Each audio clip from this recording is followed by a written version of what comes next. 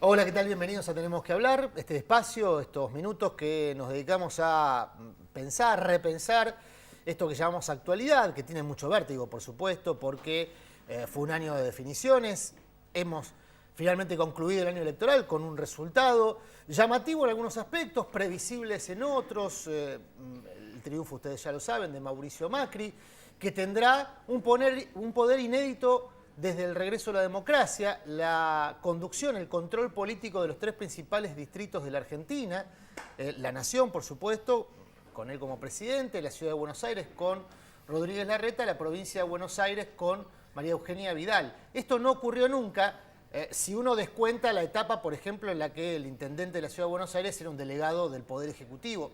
Descontando esa etapa, siempre alguno de estos tres distritos estuvo en manos opositoras, o por lo menos de signos políticos independientes del gobierno central, o en tal caso, en el caso de la provincia de Buenos Aires, con signo político independiente también del gobierno central, por ejemplo, en la etapa en la que De la Rúa gobernó fugazmente, pero gobernó la Argentina, y Rucauf era el gobernador de la provincia. Es decir, que es una situación inédita. Por elección popular, hay un presidente que concentra el poder o concentra la capacidad de control político sobre estos tres territorios. Fundamentales, claves, porque en estos tres territorios no solamente está centrada la buena parte del Producto Bruto Interno, es decir, en materia económica, si bien el sector más dinámico de la economía argentina es el agroindustrial, lo cierto es que la producción industrial fuertemente está concentrada en estos territorios y al mismo tiempo también los servicios financieros y los servicios de todo tipo. Pero además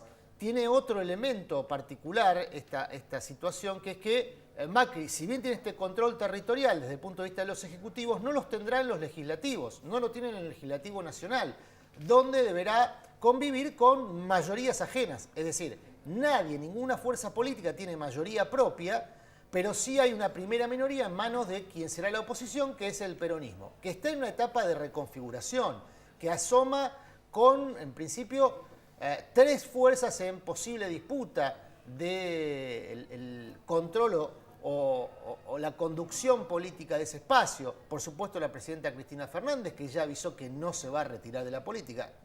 Varias veces hemos dicho que esto había que descartarlo de plano porque se trata de una militante de toda la vida, y un militante no abandona la vida política, salvo circunstancias excepcionales. Hay otro espacio que seguramente entrará en la discusión en términos de conducción del peronismo, que insisto, va a tener el control de la mayoría en el Senado y la primera minoría en la Cámara de Diputados, que es la Liga de Gobernadores. Una Liga de Gobernadores reconstituida, o en proceso de reconstitución, todavía sin liderazgos definidos, pero con un Gildo Infran, que está siendo por lo menos de voz cantante unificadora en este grupo. Y después la periferia del Partido Justicialista, que son fundamentalmente el cordobés de la Sota y Sergio Massa, que fueron socios en una expresión política por afuera del justicialismo, pero que se dicen peronistas, y van a disputar también la conducción de este espacio. Todo esto explica de manera muy resumida el escenario que quedó configurado en materia política desde el pasado domingo. Pero lo cierto es que va a haber un actor muy nuevo, por lo menos en términos de gestión y también en términos de impronta política, que es el propio Mauricio Macri, como conductor de un gobierno que se ha planteado como desafío cambiar. Ahora, se ha discutido mucho en la campaña qué significaba ese cambio. Se escucharon muchas definiciones en términos drásticos de qué implicaba ese cambio. Y los primeros elementos que uno puede observar de lo que será la gestión de Mauricio Macri generan, por un lado, expectativa, esta idea de fomentar el diálogo que recoge la voluntad popular. Está claro que la expresión de la voluntad popular, entre otras cosas, reclamaba una situación de mayor diálogo y búsqueda de consensos, y esto es algo que expresa, por lo menos de manera declamativa, Mauricio Macri. Y hay otras cosas que preocupan, eso genera expectativa positiva, y hay otras cosas que preocupan, como la designación de figuras que tienen un sesgo ideológico muy determinado, en el caso, por ejemplo, de algunos miembros del gabinete económico, economistas ortodoxos como Alfonso Prat Gay, y además que tienen como defecto de origen que varios de ellos tienen cuentas pendientes con la justicia, es decir, se nombró un gabinete que viene con causas judiciales de arrastre. Y esto le da al Poder Judicial, que es el tercer poder del que todavía no hemos hablado, un enorme poder, porque se sabe que el Poder Judicial suele utilizar ese tipo de herramientas, las causas donde hay políticos involucrados, para, en tal caso, ejecutar el toma y daca del poder en una situación absolutamente nociva. Para hablar de todo esto, hemos convocado a una de las personas que más conoce al PRO, que es Sergio Morresi. Sergio es coautor de este libro, que a esta altura, lo hablábamos recién fuera de cámara, es un manual de autoayuda para lo que viene, por lo menos para prepararse de cara a lo que viene, porque hay muchas incógnitas respecto al PRO. Sergio, ¿qué tal, gracias Juan? por este rato. Vos sos politólogo. Yo soy politólogo. Tus compañeros, vamos a nombrarlos, por supuesto, Gabriel Bomaro, Alejandro Velotti, uno es sociólogo, el otro es periodista. El libro aborda al PRO, el libro se llama Mundo Pro, anatomía de un partido fabricado para ganar, y lo aborda desde estos tres aspectos, digamos, del aspecto más informativo, del aspecto sociológico, qué representa como composición social o a quiénes busca representar, en tal caso el PRO, y quiénes lo integran, y también la mirada política, que es la orientación, ¿no? Empiezo por acá. ¿Qué orientación, en los términos clásicos de la ciencia política, se le pueden determinar al PRO, que ha rehuye en general de las categorías clásicas, ¿no? Derechas, izquierdas? ¿Entra en estas categorías clásicas para tu modo de ver? Para nuestro modo de ver, efectivamente, en la Argentina todavía, a pesar de los muchos cambios de las últimas décadas, se puede seguir hablando de derechas e izquierdas. La gente en general sigue identificándose a izquierda, derecha o centro. Nosotros le preguntamos a la gente PRO cómo se sentían ellos. La mayoría nos respondió lógicamente que ni en la derecha ni en la izquierda. De centro, ¿no? De centro. Sin embargo, por una serie de preguntas que hicimos cuando realizamos la investigación, desde nuestra perspectiva se ubica más bien a la centro-derecha que en el centro propiamente. Pero hay otra cosa más también que nos resultó interesante, que es que en general la historia de la derecha en Argentina, eso que se llama la derecha, la centro-derecha, siempre fue virulentamente antiperonista. No es el caso de PRO, que no solo no se mostró virulentamente antiperonista, si bien efectivamente cosecha más apoyos en la parte no peronista de la sociedad, sino que incluso incorporó a dirigentes peronistas dentro del propio partido. Primer paréntesis respecto a esto. Hacía la introducción hablando del azote y de Massa. Hubiese sido imposible un triunfo del PRO sin un acuerdo tácito, es imposible de comprobar, o tal vez sí, tal vez alguno confiese, digamos, pero sin un acuerdo tácito entre el PRO y el peronismo de la provincia de Córdoba, porque en Córdoba sacó 1 millón de votos de diferencia que fueron determinantes para que Macri llegara a la presidencia. Es decir, esta capacidad de generar alianzas con el peronismo es lo que te lleva a vos a decir que no es, en términos clásicos de la Argentina, gorila, digamos, no es una expresión política gorila. Sí. Puede articular, por lo menos en tácticas electorales, con sectores del peronismo. No solo en tácticas electorales, uno tiene que pensar que tiene dirigentes de origen peronista adentro, utiliza muchas veces un lenguaje y utiliza figuras públicas que se acercan más a lo que socioculturalmente se entiende por una visión más popular. No de izquierda, claramente, pero digo, uno puede pensar no solamente en dirigentes como Ritondo, Santilli, sino también, pensemos en un candidato como fue Miguel del Cel, que fracasó, digamos, finalmente le faltó un poco, pero efectivamente él viene de esa visión peronista, si querés, más a la derecha, pero también viene de ese lugar. Y entonces hay algo ahí también novedoso con respecto. No es un partido de la centroderecha clásica que de repente una vez pudo ganar, sino que es un partido bastante novedoso. En ese sentido es cierto lo que ellos dicen, que es el primer partido del siglo XXI. Ahora, en el libro se establecen como referencias internacionales, vamos, buscándole referencias ideológicas, programáticas, al PRO, para entender su filosofía, sobre todo, que guía una gestión. Algunos vasos comunicantes con el Partido Popular de España. Ustedes establecen que ese es el modelo, digamos. Ahora, el Partido Popular de España es muy crítico de los procesos populares en América Latina. Ha jugado fuerte incluso en algunos casos. El caso de Venezuela. Está claro que Macri ya anunció que en el caso de Venezuela va a pedir la aplicación de la cláusula democrática, es decir, va a intentar romper relaciones, si no bilaterales, va a intentarlo de manera multilateral primero, pero es de esperar que esto va a tener una consecuencia bilateral. ¿Crees que va a ser una expresión también en América Latina, porque en América Latina subsisten países con gobiernos populares, de la izquierda popular.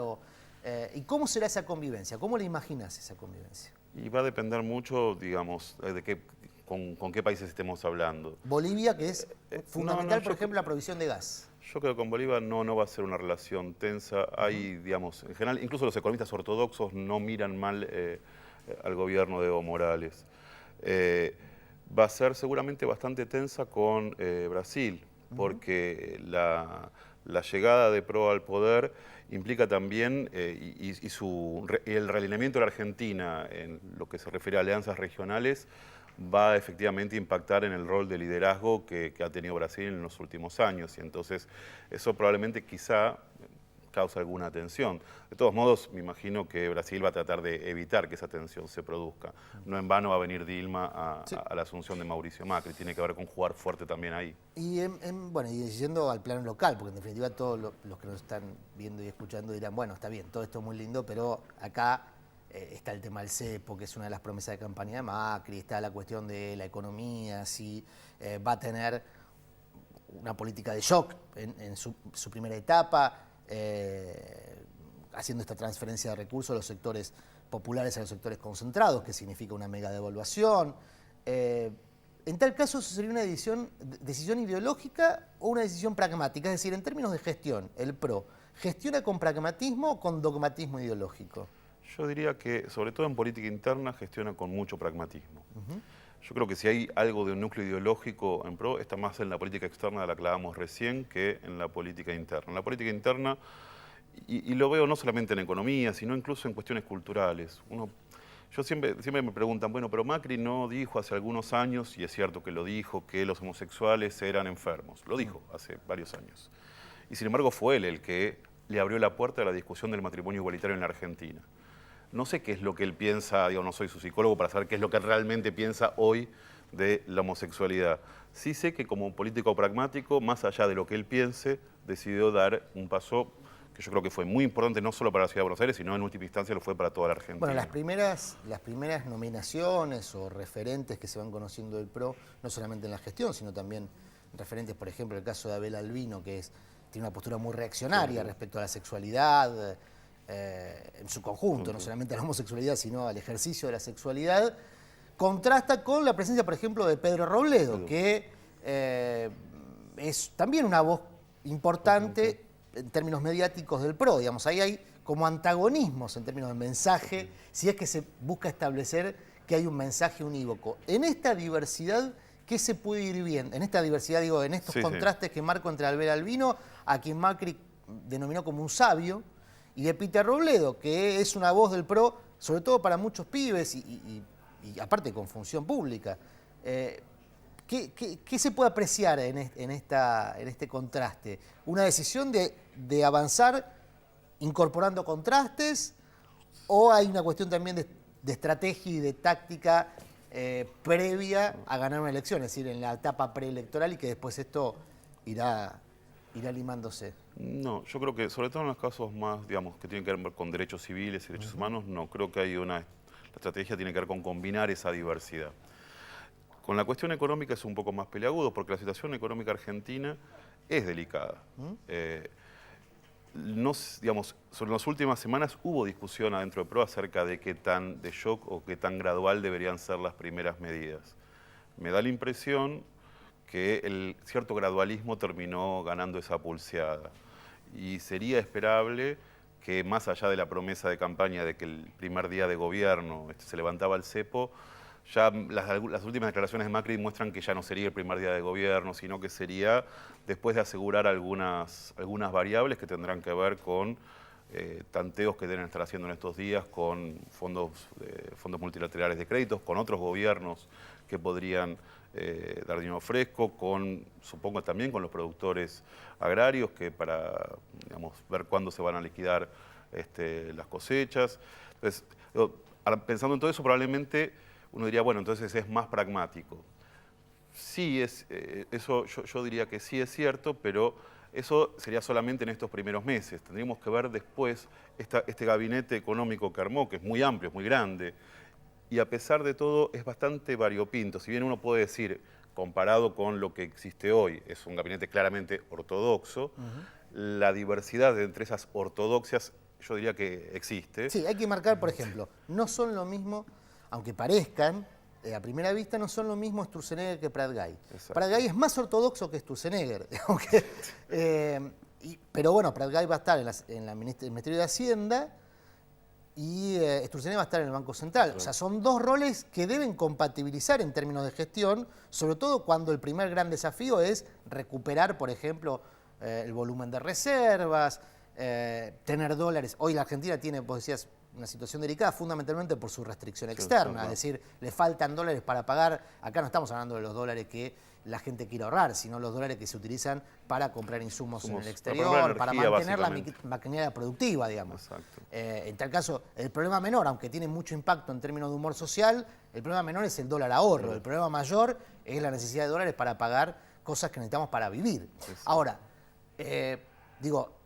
ahí vamos a ver cómo funciona esa convivencia en un grado de diversidad que, si querés, es muy finito. No hay ahora, es fino, pero no, yo no lo descartaría que, por cómo funcionó el gabinete en la ciudad, no descartaría que no sea una la voz cantante, sino que se vaya alternando dependiendo del momento.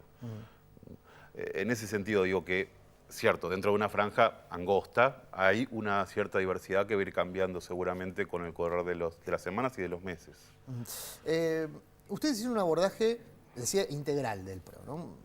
Y vos tenés una mirada académica también. De hecho, tu otro trabajo, este es más reciente, que es Hagamos Equipo, tiene que ver también con las construcciones políticas del PRO, cómo construye equipo el PRO. Esto es una idea fuerza del PRO. Siempre ¿Es cierto? Sí. Trabajan en equipo. Es cierto, efectivamente es cierto. No se puede concebir al PRO sin esa idea de equipo. Vos fijate que hoy me preguntaba alguien, dice, bueno, ¿qué experiencia tiene Sergio Berman, quien acaban de nombrar al frente de la Secretaría, bueno, el Ministerio, en realidad ahora, de Medio Ambiente? Y no tiene mucha. Efectivamente presentó algunos proyectos en la legislatura, pero si uno le preguntara, seguramente él te diría lo mismo que siempre se responde, pero bueno, no importa porque atrás hay un equipo. La idea de que hay equipos que trabajan constantemente, y eso es cierto. De hecho, PRO nació de un equipo de trabajo. Digo, eso ocurre en la mayoría de las democracias del mundo, es decir, un conductor político y después técnicos especializados en distintas áreas. Esto no, a priori no implica o no debería implicar una mirada crítica sobre esta idea de nombrar a alguien que no sea un especialista en el rubro.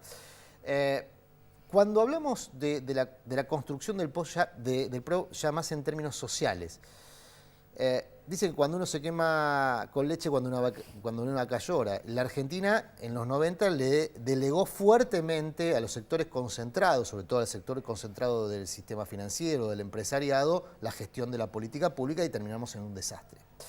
Vemos muchos nombres en el gabinete que provienen del sector privado.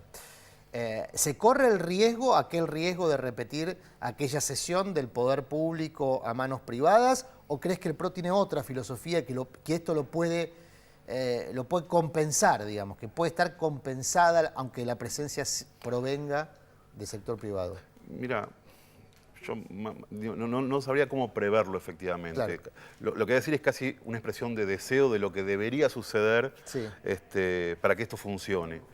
No solamente deberían mantenerse esas divergencias, que está bien, acepto lo que vos decís, es una franja muy angosta entre los miembros del gabinete económico, sino que también deberían prevalecer las diferencias dentro de otros lugares de PRO y sobre todo deberían prevalecer las diferencias con el aliado que le permitió a PRO llegar al poder, que es el radicalismo.